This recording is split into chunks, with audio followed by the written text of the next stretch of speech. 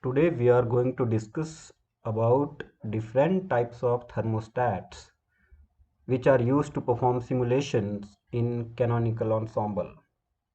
So canonical ensemble means you have a system and you have constant number of particles, volume and temperature in the system with the time evolution. So they are not going to change. And to perform simulation in canonical ensemble, we have Anderson thermostat, Langevin thermostat, velocity rescaling, Barentsen thermostat, and Nossi-Hoover thermostat. So what is the role of thermostat? Is basically to supply the heat to the system when the desired temperature is less than uh, is the current temperature is less than the desired temperature. So we can supply the heat to the system, so can the system reach at the desired temperature. Or if uh, let us say we want to keep the system at 300 Kelvin. So if the temperature, the instantaneous temperature is 310 Kelvin, so we have to draw heat out of the system. So that is done with the help of a thermostat or a external heat bath that is attached to the system. Okay, so let us understand one by one. First one is Anderson thermostat. So as we know that temperature is directly proportional to the kinetic energy of the particles. So velocity distribution in Anderson thermostat, velocity distribution follow the Maxwell-Boltzmann distribution at temperature T. So if we want to keep the temperature at constant, let us say 300 Kelvin. So there is a Maxwell-Boltzmann distribution of velocities at 300 at 300 Kelvin. So what is Maxwell-Boltzmann distribution? I have a separate video on this. I will drop the link in the description box. Okay, you can watch the video. And what happens when the simulation start? There is collision between the particles of the heat bath and particles in the system. So what happens after the collision? The velocity of the particles changed. So what we do, we randomly select some particles and refresh their velocities so that they follow the Maxwell-Boltzmann distribution at temperature T, that is 300 Kelvin. Okay, so the benefit is that it leads to canonical distribution, but it do not capture true dynamics of the system. Why? Because we are externally interfering with the particles in the system. Okay, so that is the problem with Anderson thermostat. Now we have Langevin thermostat. So in Langevin thermostat, the force on the atom is, so here we are adding two external terms, that is frictional force and force due to force that is due to random collision between the particles in the system. So Fi is basically the force on each atom when it is interacting with the particles in the neighbor. Basically force due to the interparticle interaction or interatomic potential. And this is the frictional force. Okay. So let us say that you have a solute and a solvent. You are simulating protein in water. So there will be a frictional force on the motion of particles by solvent. Okay. So water will, the molecules of water will exert a frictional force on the motion of particles of or the molecules of proteins. Okay. And there is also going to be a collision between the particles of solvent and the solute.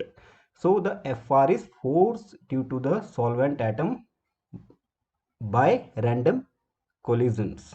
Okay, so the benefit, the process, that it leads to canonical distribution, but the same problem arises here, that the collision affect the system dynamics.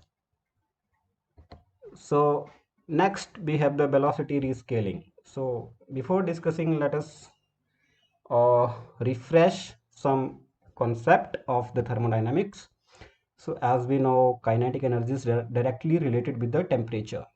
So when there is, let us consider an ideal gas. So there is no interparticle interaction in case of ideal gas. So we don't consider the potential energy, and only the kinetic energy contribute to the internal energy of the system. So let us consider a single atom. So each degree of freedom contribute 1 by 2 kBT per atom to the internal energy. Okay, so if we have a particle like a monatomic gas, so we have 3 degrees of freedom in x, y and z direction. So for a single atom we have 3 degrees of freedom, so it can be written as 3 by 2 kBt. Okay, this is for uh, this is the contribution of single degree of freedom, and this is the contribution of 3 degrees of freedom, and it is equal to the average kinetic energy, that is 1 by 2 mv square. Okay, and for n number of particles we will multiply by n, and this is the relation we have 1 upon 3 n kb, summation of square of momentum upon mass of the particle. So kb is the Boltzmann constant here. Okay, and that is how temperature is related with the velocity or momentum. So what is velocity rescaling? We have new velocity equal to lambda multiplied by old velocity. Okay, and lambda equal to square root of T naught by instantaneous temperature. So Ti is the instantaneous temperature and T naught is the desired temperature. So let us say that the desired temperature is 300 Kelvin and the instantaneous temperature is 290 Kelvin. So we want the system at 300 Kelvin. So Ti is less than T naught, meaning lambda is going to be greater than 1. So when lambda is going to be greater than 1, the new velocity will be more as compared to old velocity. So that's how we are speeding the particles in the system so that they can reach the desired temperature, that is 300 Kelvin. So it also do not generate correct canonical ensemble as kinetic energy remains constant, or we can say does not allow temperature fluctuations which are present in canonical ensemble, because in canonical ensemble we are when we find any thermodynamic property, okay, so we find the average value of that. And how do we calculate the average? We calculate the average over the number of systems that are present in the canonical ensembles. So there are going to be fluctuations because each system in canonical ensemble is going to have different energy. Okay, so that there will be, when you do average, there is definitely going to be some fluctuations which are not captured here. So that is the problem with velocity rescaling. So let us now discuss the Berendsen thermostat. So what we do here, we modify the equation of motion. Okay, so this is nothing but the velocity that is equal to acceleration. So force, uh, total force on a atom or on a particle, that is mass multiplied by acceleration, is equal to Fi minus this gamma into mass into velocity. So this is the extra term that is added to the equation of motion. Fi is nothing but the force on the particle when it is interacting in its neighborhood or due to interparticle interaction, and gamma here is the heat flow variable bit which could be either positive or negative. Okay, so it is equal to minus 1 upon 2 tau T naught upon T minus 1. Okay, so if T naught is the desired temperature and this is the instantaneous temperature. So let us say that current instantaneous temperature is 310. So if it is 310 and we want 300, this value will remain negative because it is less than 0. So overall gamma will become positive. Okay, gamma will become positive and it will remain as it is here. So the total force will decrease because we are at 310 Kelvin, so we need to slow down the system. And similarly, if instantaneous temperature is, let us say, 290, so T naught is 300, this is 290, and if you do -1, it is greater than 1. I means the negative sign will remain here, and when negative sign is here, then it becomes positive.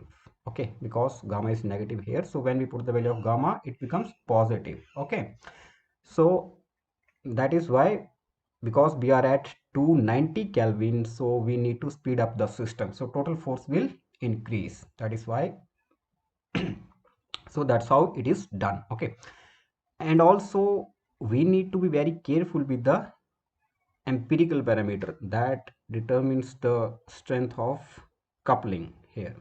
Okay, so if tau is approaching to infinity, then the whole term becomes 0. Okay, and then lambda equal to 1. When lambda equal to 1, then new velocity is equal to old. I mean, there is no change in the new velocity, so the Berendsen is inactive, it is not working. Okay, and if tau is very small, then lambda is going to be very large, and when lambda is large then new velocity is going to vary and it will be a strong coupling because lambda is very large here.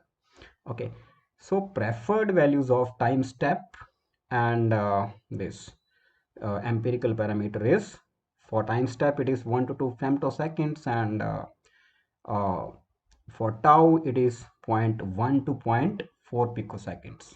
Okay, the the benefit is that it stabilizes system efficiently to the desired temperature over number of steps. But again the problem remains same, that is it is unable to generate the canonical ensemble, or to be simplified, it is not generating the desired fluctuations around the mean temperature. So let us discuss the Neuse-Hoover thermostat. So here we are also modifying the equation of motion. What there is a little bit change here. Okay, so the gamma here you see in Berendsen thermostat, the gamma is heat flow variable which could either be positive or negative. So gamma is here real system variable, so it is the function of time, meaning it is going to change with time. Okay, so that is the big difference here when we compare with the Berendsen thermostats, that it is a dynamic variable basically which is changing. And so this, and so that is the derivative of this real system variable. So what happens here, that this extra dynamic variable cause the internal temperature fluctuations. Okay, how?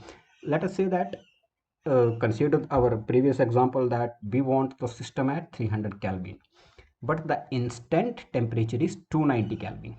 So what in earlier systems, what was happening, that we were uh, refreshing or rescaling the velocity so that temperature reaches the 300 Kelvin.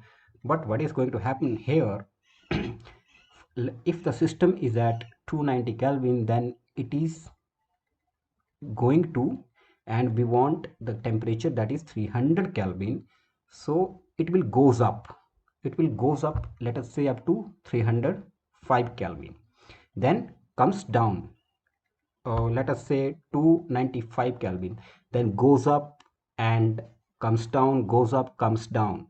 around the 300 Kelvin, around the mean temperature or desired temperature.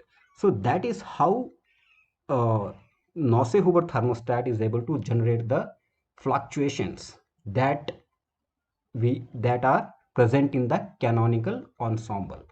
So that is why we say that it is able to generate canonical ensemble. But there is a problem with this, that oscillations for long time around mean temperature can lead to the non-canonical distributions.